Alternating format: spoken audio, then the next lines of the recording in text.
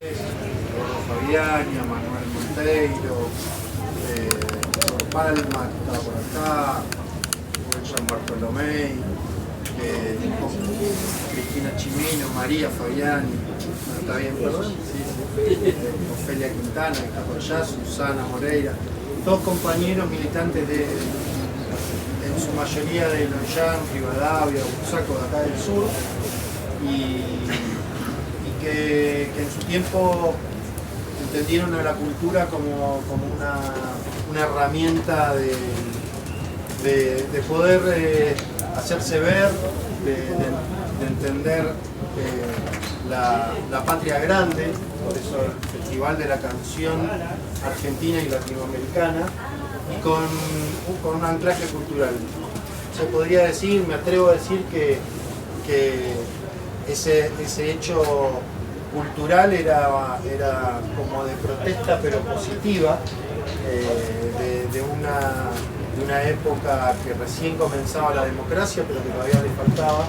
Así que solo para ponerte en contextos, seguramente la mayoría de los compañeros que están acá fueron parte de todo ese proceso en esos años, y para nosotros es un orgullo que podamos hoy como Estado municipal ser parte, y es un orgullo que comiences este ciclo de eventos culturales, sino que también tenga que ver con el encuentro, el debate y la cultura en sí en este tipo de charlas. Así que de verdad muchísimas gracias, gracias al Instituto por llevar adelante siempre estas iniciativas y bueno, y muchas gracias a todos los que en este principio de Festicala están participando.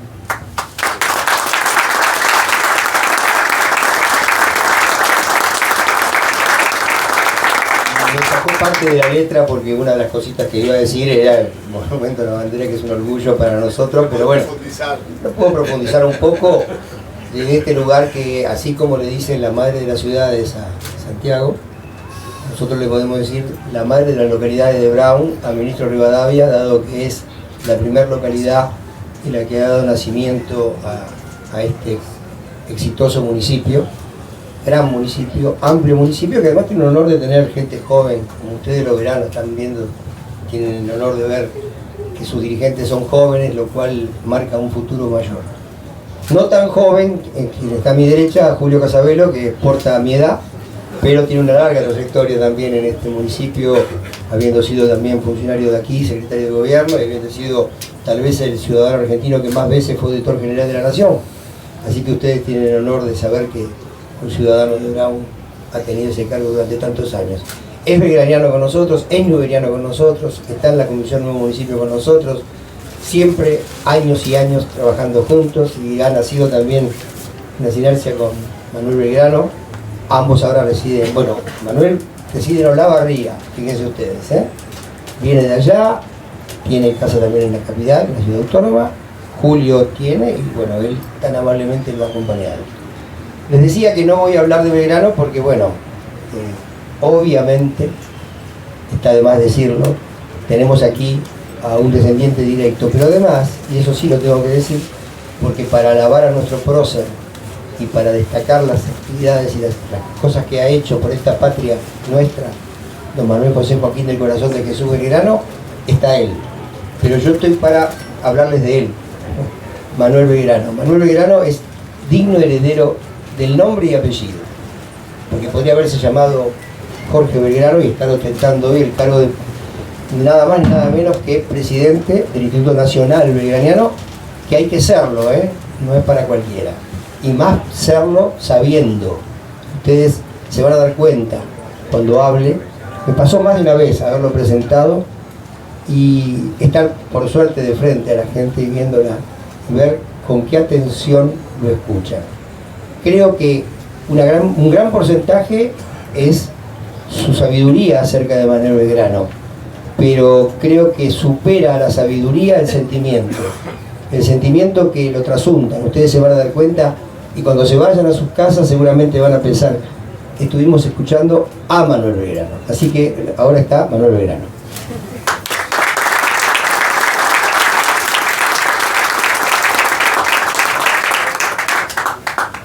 Bueno, muchísimas gracias por la presentación y bueno, yo también espero estar a las circunstancias de que me has puesto la vara demasiado alta, Hugo. Pero bueno, por supuesto que conozco bastante la vida y obra de nuestro Manuel Belgrano, porque creo que es absolutamente de todos.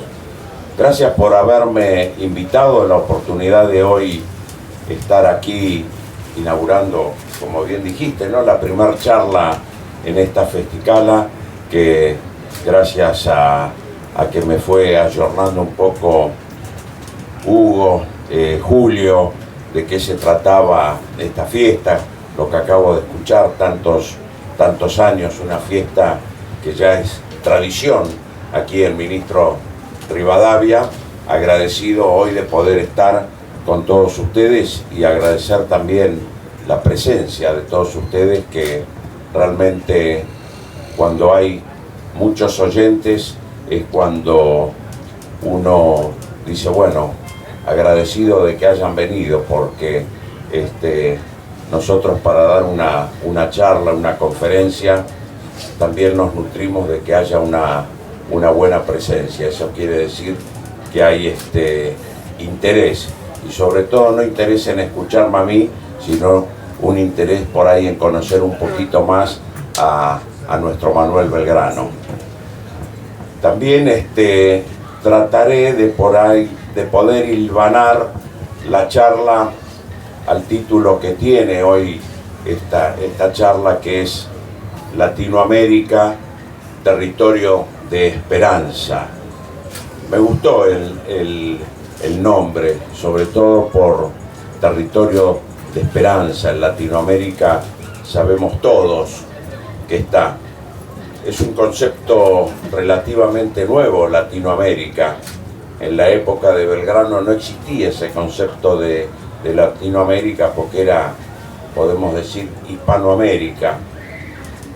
Pero es bueno decirlo, Belgrano nació en el Virreinato del Perú, o sea que Belgrano era y fue peruano por su lugar de nacimiento, Buenos Aires, pero en ese entonces era Virreinato del Perú.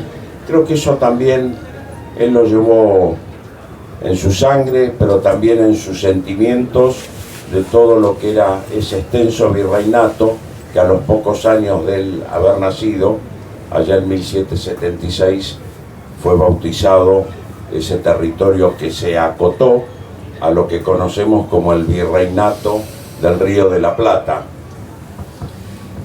Sabemos que Belgrano ya de niño se destacó por querer tener él una buena formación, más allá que se la dieron en su casa, en su familia, pero él se destacó como estudiante, tanto de primeras letras en la parroquia a metros de su hogar, como es Santo Domingo, ahí en Belgrano y Defensa.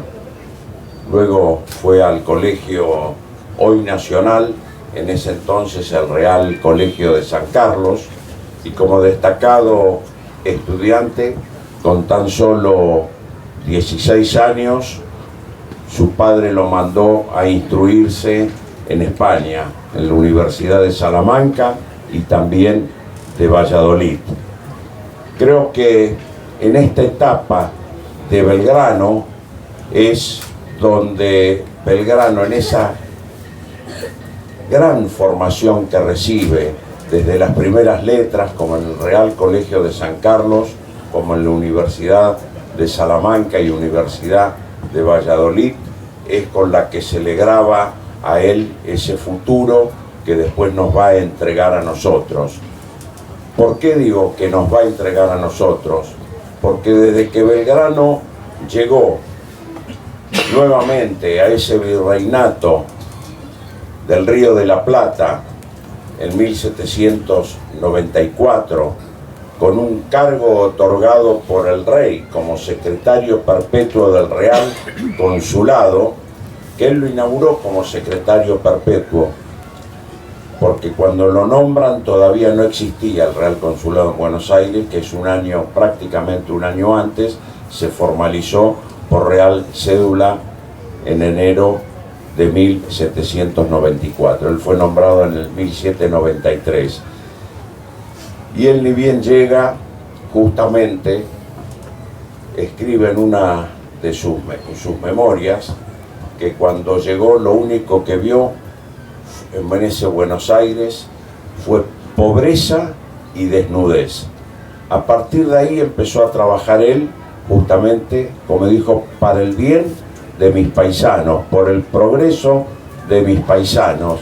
O sea que, ni bien él llega con 24 años, él ya pensaba en el bienestar de estas tierras, en el bienestar y el progreso, pero pensando siempre en sus paisanos, en sus semejantes, en todos los habitantes que había en ese entonces en Buenos Aires y en el territorio del Río de la Plata. Él conoce muy bien el territorio, la idiosincrasia de los habitantes de cada intendencia que componían el virreinato del Río de la Plata. Hoy, por supuesto, y ahí viene que podemos estar hablando de Belgrano y Latinoamérica, porque comprendía, sabemos, la banda oriental, hoy la República de Uruguay, la Intendencia del Paraguay, hoy República del Paraguay, comprendía el Alto Perú, hoy Estado Plurinacional de Bolivia, y nuestro actual territorio, la República Argentina. Sabemos que Latinoamérica y la América Hispana comprendía otras intendencias, otros virreinatos, como el Virreinato del Perú, la Chile, que no era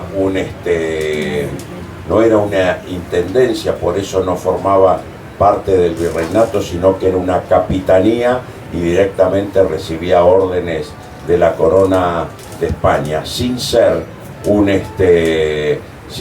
virreinato, como lo era el Perú, el Río de la Plata, virreinato de Nueva Granada, de Colombia, que comprendía Colombia, lo que es hoy Venezuela también, Ecuador, y Chile era un territorio chico, pero era una capitanía.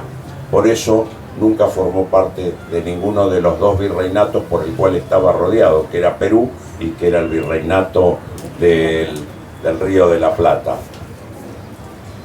Y Belgrano ahí trabajando en el consulado, realmente hasta 1810, que fue secretario del Real Consulado, hizo una obra extraordinaria. Y la obra que hizo es desde el punto de vista de la economía, que por eso se lo reconoce como el padre de la economía en estos territorios. Fue el primer economista, tanto es así que el día 2 de junio, el día que Belgrano se hace cargo del Real Consulado, es reconocido en el Colegio de Graduados en Ciencias Económicas como el Día del Economista, que lo festejan así en todo el país menos en dos provincias, Jujuy y Tucumán, que no lo festeja el 2 de junio, sino el 20 de junio, el mismo día que se festeja Día de la Bandera, en homenaje al general del día que pasó él a la eternidad ya en 1820. Pero también, que es muy poco conocido, muchos lo llaman el padre del aula, el gran educador, y creo sin ninguna duda que fue el primero que se desvivió él por la educación, porque tuvo muchísimos obstáculos, pero fue el que propuso la fundación de distintas escuelas de distintas disciplinas, en un primer momento estando en el Consulado de Buenos Aires, como la Escuela de Náutica, Escuela de Artes y Oficios, Escuela de Matemáticas, que la propuso, pero recién se funda después de la Revolución de Mayo, Escuela de Dibujo, que iba a ser una escuela de dibujo, ¿para qué? Bueno, pensando en lo que puede ser hoy la carrera de arquitectura, para eso era muy importante el dibujo, pero la Escuela de Agricultura, pero es importantísimo la escuela para las mujeres, para las niñas. En ese entonces la mujer no se la consideraba con la importancia que debía tener. Y Belgrano no solamente lo dice, sino que lo escribe en muchísimos documentos. ¿Y por qué? Porque decía, la mujer es la que mayor formación tiene que tener, la que tiene que tener una muy buena instrucción, porque es la que más tiempo está en contacto con sus hijos y es la que le debe de enseñar sus primeras letras.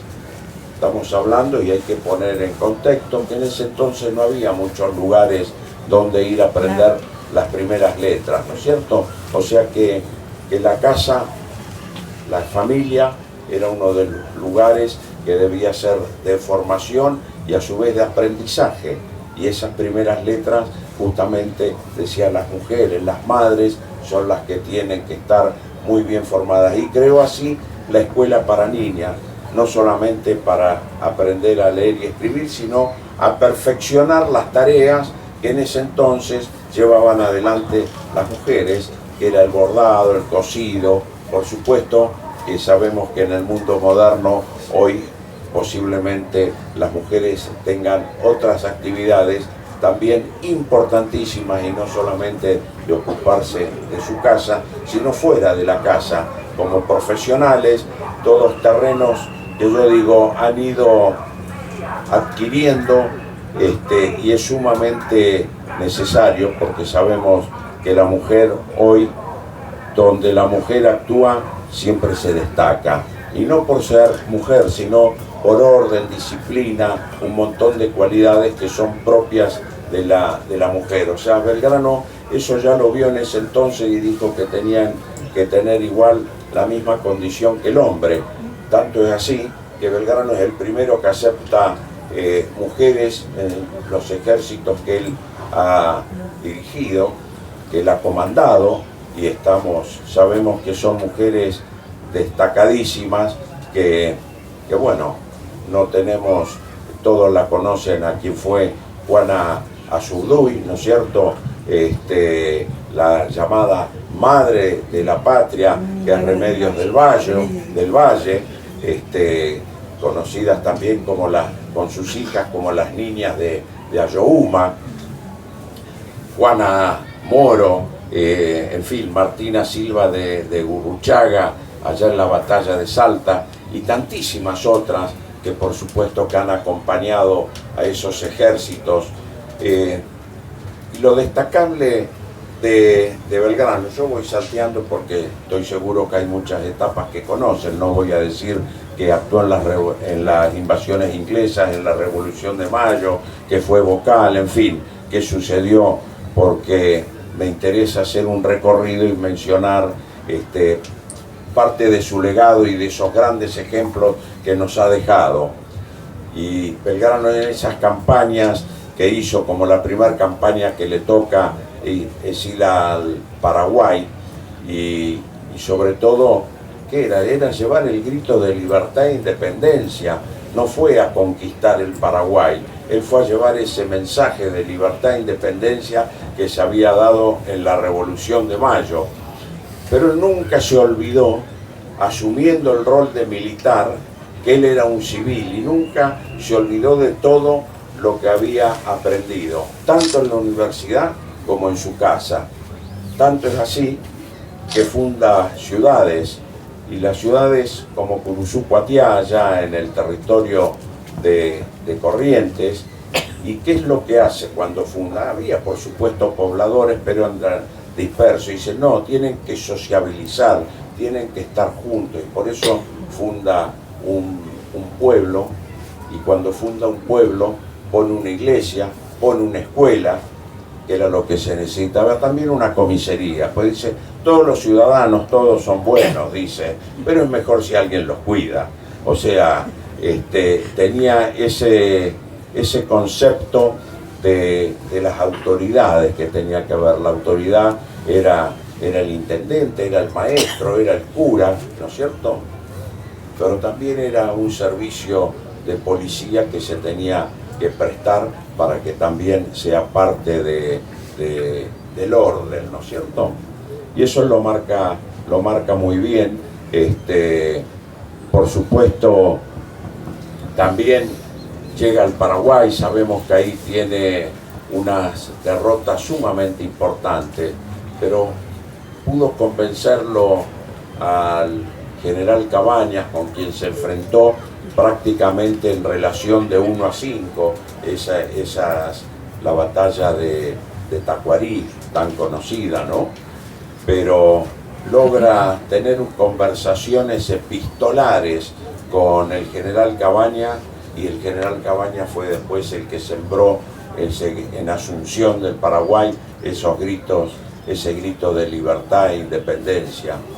Tanto es así que poco tiempo después, ya 1811, estando Belgrano en Buenos Aires, después de haber estado en la banda oriental, también como comandante del ejército, y que lo llaman a Buenos Aires para que sea juzgado justamente por las derrotas que había tenido, lo llaman para ir como diplomático junto con Echeverría, que era un rosarino, un jurista, amigo de él, lo llaman para ir a Paraguay nuevamente para firmar ese armisticio, y es lo que fue la puerta de la independencia del Paraguay. O sea que si bien esa campaña, si fue un fracaso militar, fue un triunfo político y un triunfo diplomático, que fue justamente llevar ese grito de libertad e independencia que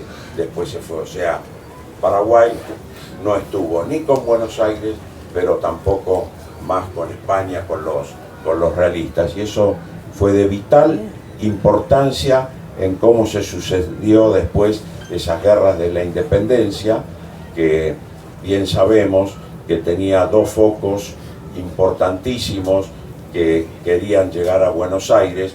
Uno era desde Montevideo, que era el puerto importante, sabemos, era Montevideo y no Buenos Aires, porque era aguas profundas, y Buenos Aires, con la ida y venida del río, había que desembarcar río adentro y con lanchones poder llegar a Buenos Aires.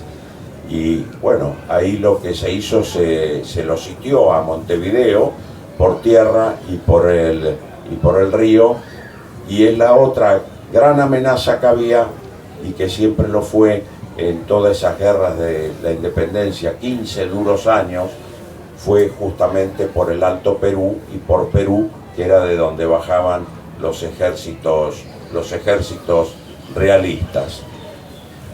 A Belgrano ya en 1812 lo mandan a fundar dos baterías en la costa del Rosario. La Virgen era la villa del Rosario, no era la gran ciudad, ni se soñaba que iba a ser la gran ciudad que es hoy. Y ahí dos baterías tenían que estar a la costa del Paraná, porque era un lugar estratégico por donde pasaban los buques de la corona, los buques españoles que subían el Paraná para poder aprovisionarse de mercaderías para ese sitio de Montevideo, y a su vez buscando también desembarcar, como lo hace un año después, sabemos, San Martín en el combate de San Lorenzo. Siempre trataron de desembarcar desembarcar y poder ir a Buenos Aires, a tomar Buenos Aires para doblegar el brazo de esa Revolución de Mayo.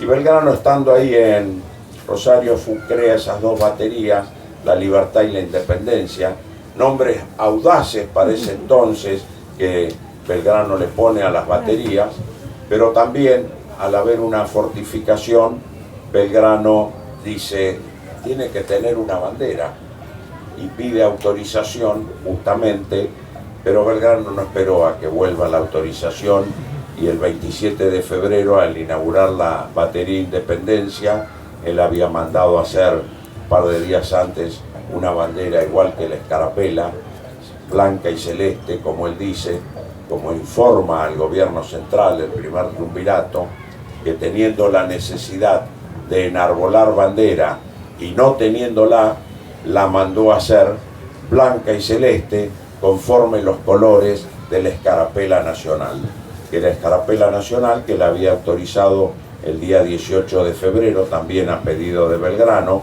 para poder distinguirse del enemigo y no usar la misma escarapela de ellos, la escarapela roja, y el triunvirato le autorizó a usar una escarapela blanca y azul celeste.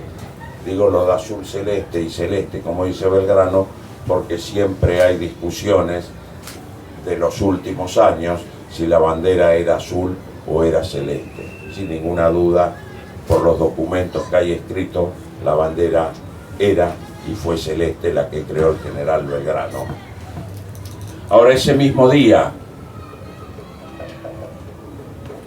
27 de febrero de 1812, Belgrano estaba escribiendo esta notificación al gobierno central, y el gobierno central estaba despachando una orden al general Belgrano de que se tenía que hacer cargo del ejército auxiliar del Perú, reemplazándolo al general Pueyrredón porque había tenido un accidente. O sea, se han cruzado las notificaciones y Belgrano partió al Alto Perú, no al Alto Perú, a hacerse cargo del ejército del Alto Perú, y es en Yatasto donde se encuentra con el general Pueyrredón y se hace cargo de un ejército. Sí se lo podía llamar ejército, porque Belgrano enseguida informa de lo que había recibido. Era un ejército que no tenía pagos a sus soldados, que no tenían ni ropa ni qué comer, o sea, y un ejército totalmente desmoralizado. Eso fue el ejército que bajó después del desastre de allá de Huaki, justamente a orillas del desaguadero en el Alto Perú, límite con Perú. Belgrano lo traslada justamente a Camposanto, que es la provincia de Salta, donde está 40 días ahí tratando de reconstituir este ejército, sobre todo la moral, la formación de disciplina que tenía que ser para formar justamente esa defensa, porque el ejército realista con Goyeneche venía justamente bajando. Se traslada luego a Jujuy. En Jujuy es donde establece una fábrica de armamento. Ahí justamente también llega el barón de Holberg. El barón de Holberg había venido en el mismo buque que San Martín junto con otros oficiales, y se lo mandan enseguida a Holberg a Belgrano, que era un artillero, un especialista en armas, y colaboró para justamente hacer esta fábrica de armamentos y de munición. Y ahí se aprovecha a hacer la fundición de cañones también. Ahí sabemos todos de esa gesta gloriosa del éxodo jujeño, que era porque el ejército realista venía justamente muy cerca, ya estaba de Jujuy, ya estaba en zonas del norte, bien de la quebrada de Humahuaca, y cuando Belgrano informa le dan la orden de que baje con el ejército hasta Córdoba, y Belgrano decide llevar a toda la población. Dice: yo no puedo abandonar a la población. Es cuando ahí, un 29 de julio, hace ese bando que lo llamaron el bando impío, los realistas, que era de dejar tierra arrasada, de quemar todos los cultivos, llevarse absolutamente todo y emprender la marcha hacia el sur. Hay un combate el día, eso parte en el 23 de agosto, el día 3 de septiembre hay un primer combate en el río Piedras, y ahí se midió la fuerza de lo que era la retaguardia de este ejército reconstituido, junto con lo que era el cuerpo primero de los realistas, que llegaron ahí, tuvieron un enfrentamiento, y justamente no podemos decir de vencidos o vencedores, porque era un encuentro muy menor, un combate muy menor, pero hubo una medición de fuerzas. Al poco tiempo que están en Tucumán, Belgrano decide quedarse en Tucumán, pedir la ayuda de toda la población, de armamentos y de a quien podía aportar alimentos, y toda la ciudadanía se sumó a colaborar, y por supuesto que innumerables personas, estaba ahí justamente Pose,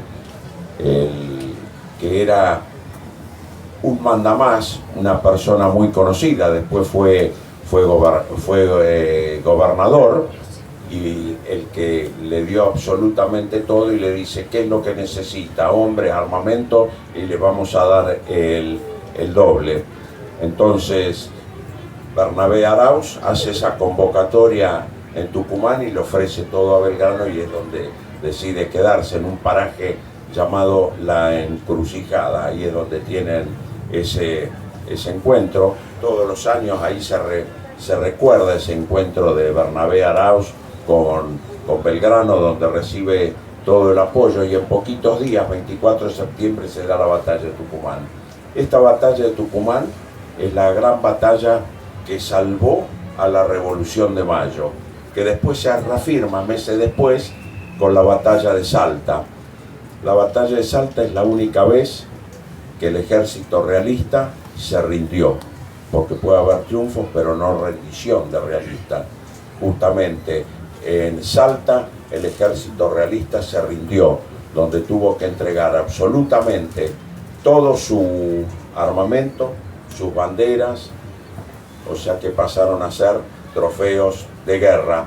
Y Belgrano acá tiene dos actitudes muy humanísticas, que seguramente eso lo haya aprendido, ese espíritu, en la Universidad de Salamanca. Y una es que cuando ese ejército se rinde, al jefe del ejército, que era Pío Tristán, que había sido un compañero de estudios de Belgrano y que se conocían de allá de Salamanca, no le aceptó su sable cuando lo va a entregar. Pero sí les tomó a todo juramento de que nunca más iban a volver a tomar las armas en contra de los ejércitos de la patria. Pío Tristán cumplió. Pío Tristán era un arequipeño del Perú. Algunos otros hubo que no cumplieron con ese juramento, porque, bueno, hay diferentes versiones, pero una es que un cura justamente los reunió después cuando ya estaban con Goyeneche, y que les dice que los exculpaba de ese juramento, que justamente no iban a ser juramentados, que podían no cumplirlo y que tenían la bendición de cura. Bueno, eran tiempos de guerra, y había se aceptaban, sabemos que en la guerra se aceptan muchas contradicciones, pero bueno, es también entendible. La guerra es cruel y es la guerra. Ahí Belgrano recibe un premio importantísimo, 40.000 pesos fuertes, que los rechaza con una carta que es ejemplificadora de lo que no tiene, justamente de lo que no tienen que ser los premios. Y Belgrano dice: los premios no se tienen que dar por ningún triunfo en épocas de guerra, y sobre todo cuando lo único que hacemos es cumplir con nuestro deber. O sea que rechaza el premio de los 40.000 pesos. Pero después le escribe una carta que dice: yo acepto los 40.000 pesos, pero de la única manera que sea para dotar a 4 escuelas. Dotar, dice, no fue para fundar 4 escuelas, sino para dotar 4 escuelas, y donde él se guardó el derecho de hacer el reglamento. Reglamento que es importantísimo. Yo solamente voy a destacar de este reglamento lo que él dice del maestro, para ver la importancia que Belgrano le daba a la educación. Como dijimos, 10 años, 12 y 13 años antes de este hecho, allá en 1813, después de la batalla de Salta, Belgrano sabemos que había fundado diferentes escuelas, diferentes disciplinas, estando como secretario del consulado. Acá dota 4 escuelas para que se enseñen las primeras letras, a leer, escribir, ¿qué se hacían con esos 40.000 pesos? Era pagar el sueldo del maestro, que era un sueldo acorde como debía ser, pero lo importante que dice del maestro es el maestro en todos los actos públicos, sobre todo en nuestras fechas patrias, debe de estar sentado a la diestra de la máxima autoridad, porque debe ser considerado un padre de la patria, el maestro. Vaya el concepto que tenía del maestro, del docente, ¿no es cierto? Belgrano, que se lo considera un padre de la patria, decía eso de los maestros. Esa es la importancia clave que él le daba a la educación, y sobre todo era la forma como cerraba ese círculo virtuoso de la Revolución de Mayo con la educación. No servía de nada ser libres, ser independientes, si no hay educación. La educación es la verdadera libertad nuestra, individual, de cada uno de nosotros, estar formados.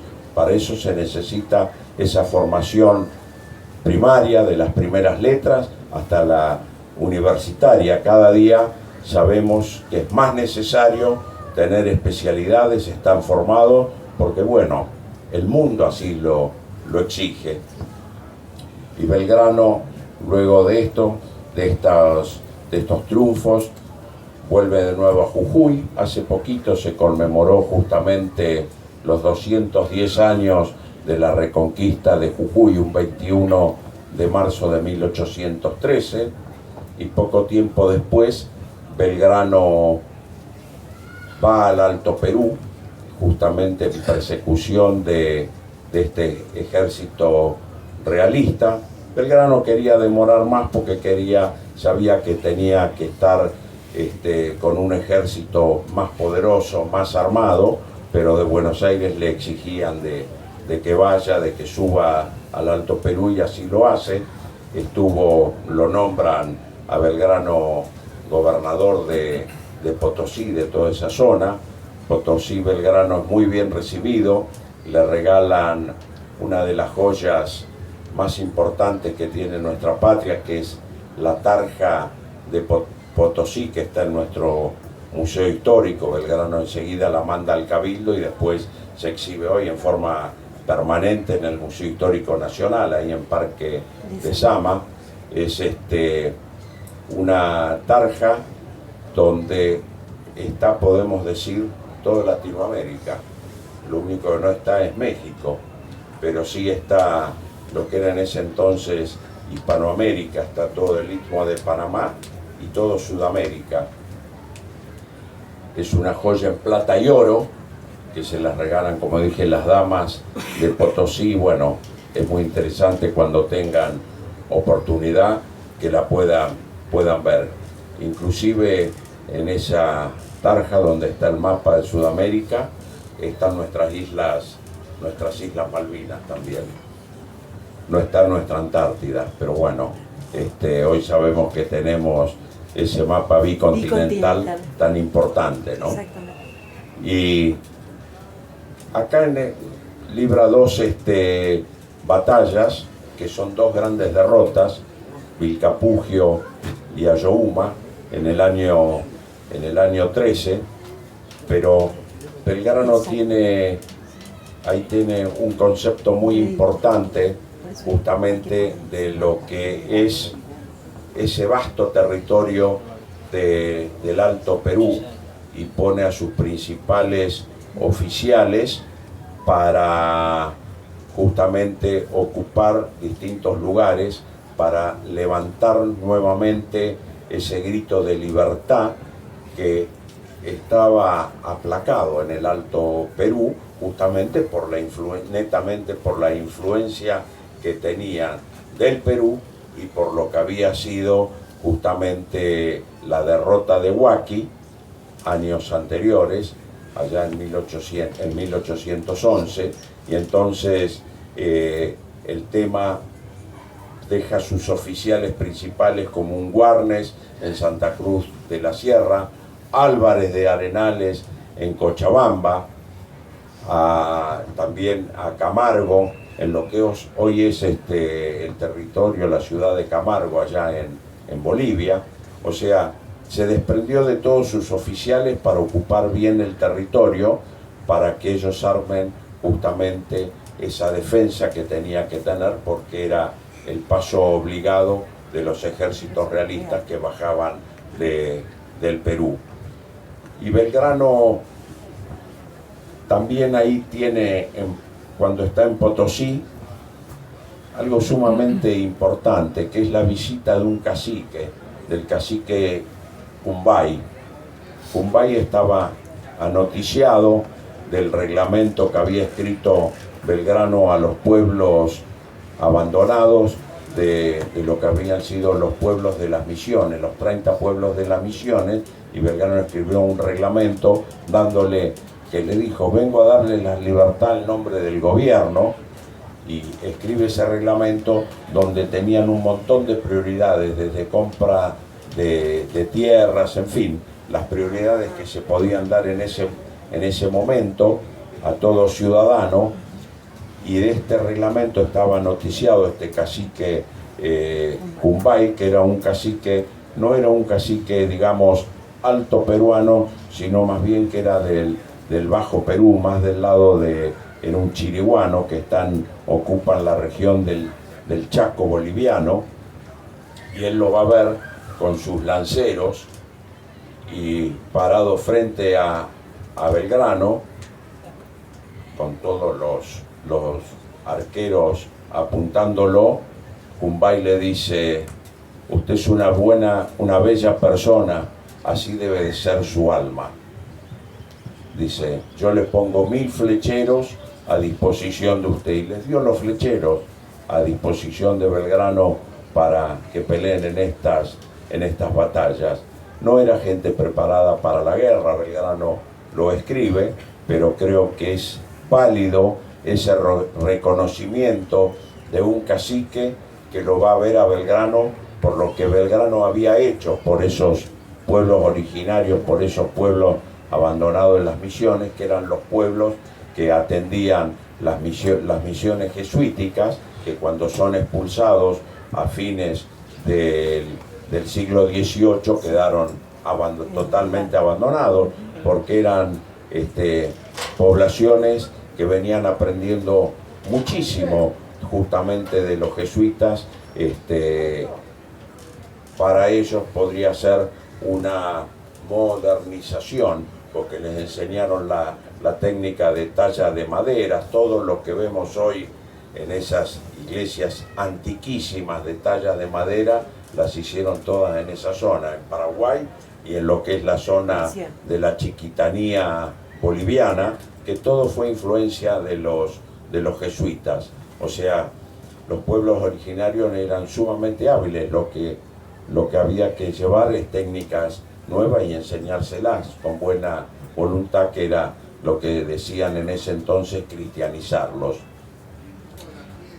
Bueno, creo que hasta acá es justamente un panorama de todo lo que Belgrano hizo en su etapa militar, en su etapa también como educador, que siempre se preocupó justamente por el bienestar del pueblo, y ese recorrido que hizo por la libertad y por la independencia. Después sabemos que fue juzgado, que lo mandaron a hacer como diplomático a Inglaterra, pero es muy importante cuando viene de Inglaterra, y con esto voy a cerrar, pero es muy importante en ese concepto de Latinoamérica, territorio de esperanza.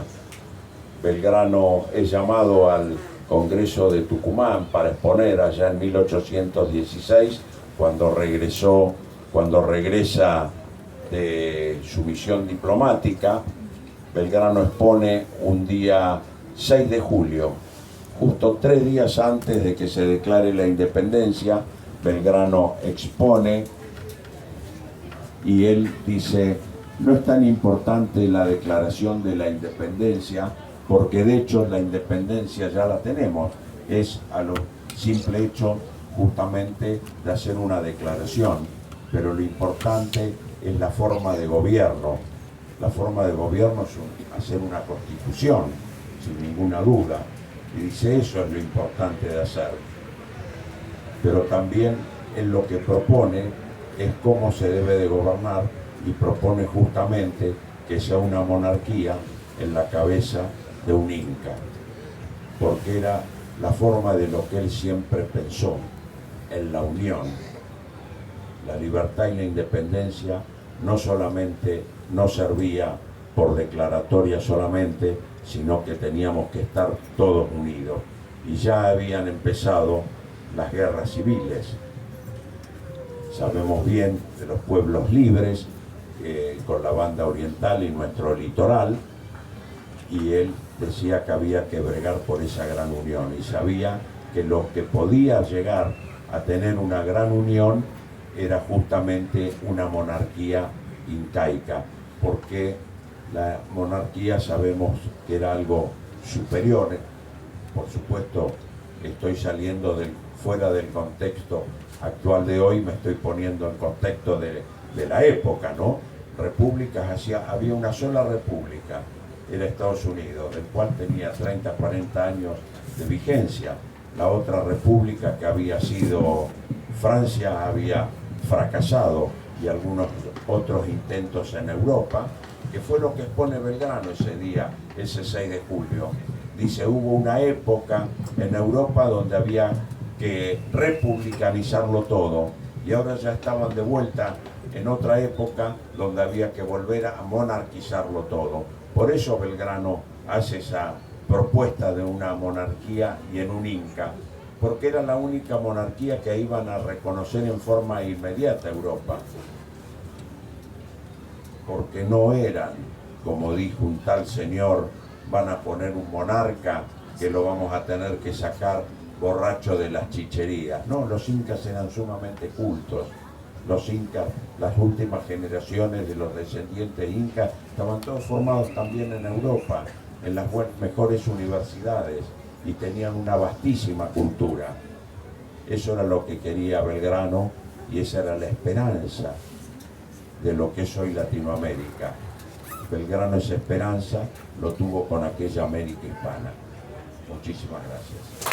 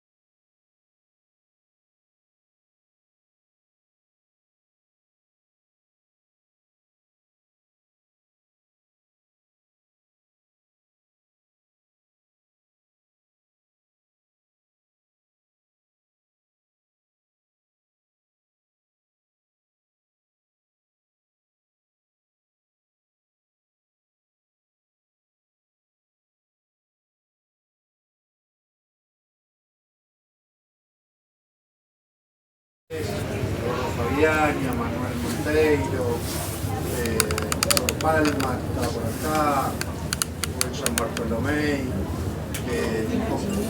Cristina Chimino, María Fabiani, ¿no está bien? Sí.